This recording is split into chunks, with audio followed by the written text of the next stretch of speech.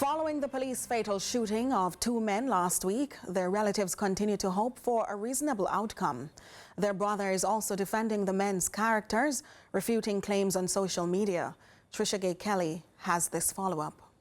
It's been almost a week since 2 brothers were killed in Spanish Town, St. Catherine. And though days have passed since the incident, the family is still struggling to cope. However, the brothers' deaths are only one of the few issues that now scar the family as they try to battle allegations that the brothers were involved in criminal activities. A relative pointed out that a particular media house falsely labeled one of the brothers, identifying him as a known drug dealer in England. However, his brother says this information is in no way accurate. And I wish to clarify that he is not a deportee from England and he has never traveled to the UK.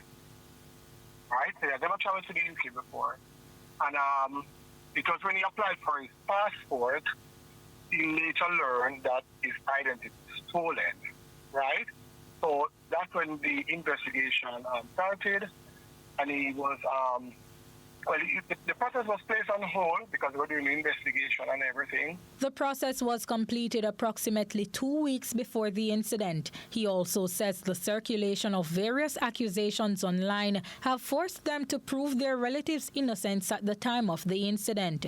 In previous conversation with the police, we were informed that the men engaged in a shootout with members of the Jamaica Constabulary Force. However, the relatives are denying that claim. They say residents in the community who witnessed the ordeal have highlighted the issue, but are afraid to speak up. It makes me wonder, as a brother, as a citizen of this country, just to see how, the whole orchestration of how the operation was done, and then say that, 2 guns were found, it leaves a lot of questions, and I say that I can't bring them back, but at the same time, it's so cliche and redundant to hear the same thing being regurgitated. He adds that his faith in the justice system has dwindled and is hoping for a fair treatment of the situation. Same thing being regurgitated, and it makes you wonder who is the next target. I'm just looking at the fact that my 2 brothers are not here, and I can see down the line that it's going to happen to someone else. It's going to happen to someone else, and that if it happens to anyone else, they probably will not be in the position to fully, get justice.